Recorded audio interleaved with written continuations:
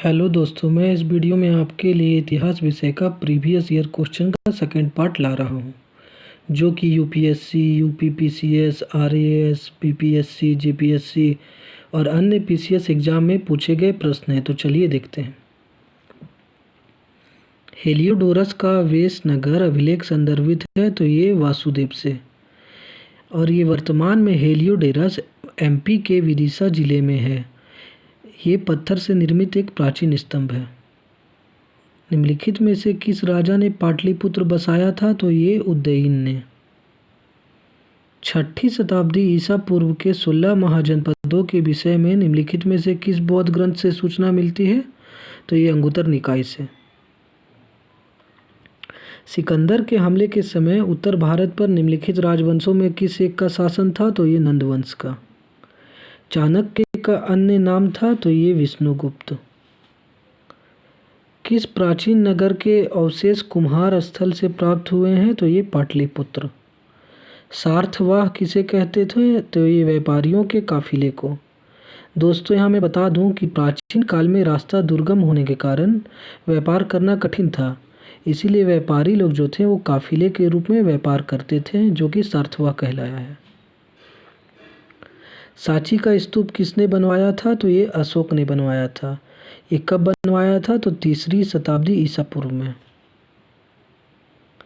9वां number, सूची 1 को सूची 2 से सुमेलित करना है। इसमें स्थान है और स्मारक और यह भग्नावशेष है। तो कौशाम्बी तो घोषिता राम मठ। कुशीनगर क्या है? तो ये रानाभर स्तूप है। सारनाथ तो ये धमेक स्तूप है। श्रावस्ती क्या है? तो ये सहित महित है। अशोक के शिलालेख को सर्वप्रथम किसने पढ़ा था? तो ये जेम्स प्रिंसेप ने। अशोक का अपने शिलालेखों में सामान्यतः जिस नाम से उल्लेख हुआ है वह है, तो ये प्रियदर्शी है। निम्नलिखित में से किस एक अभिलेख में अशोक के व्यक्तिगत नाम का उल्लेख मिलता है? तो मास्की में। कलिंग युद्ध की विजय तथा क्षतियों का वर्णन अशोक के किस शिलालेख में है? तो ये शिलालेख 13वां में।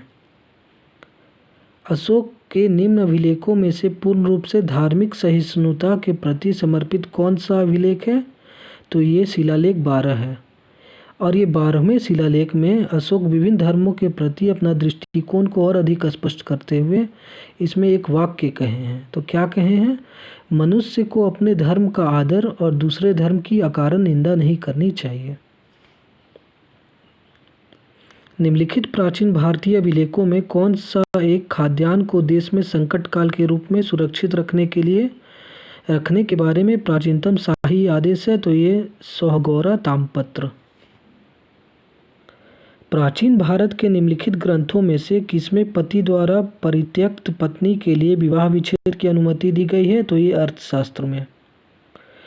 निम्नलिखित व्यक्ति भारत में किसी न किसी समय आए हैं, तो इसमें उनके आगमन का सही कालानुक्रम को सेट करना है। तो इसमें सबसे पहले मेघास्थनीज आया था, उसके बाद फाहियान, उसके बाद ह्वेनसांग और सबसे लास्ट में इत्सिंग आए थे। ऑप्शन नंबर बी इसका सही आंसर होगा।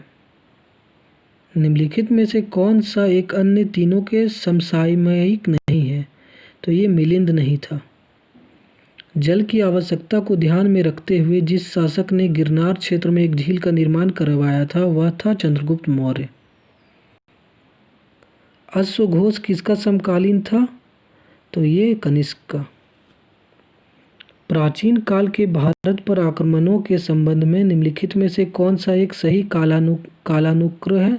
तो पहले यूनानी, फिर शक, उसके बाद कुषाण।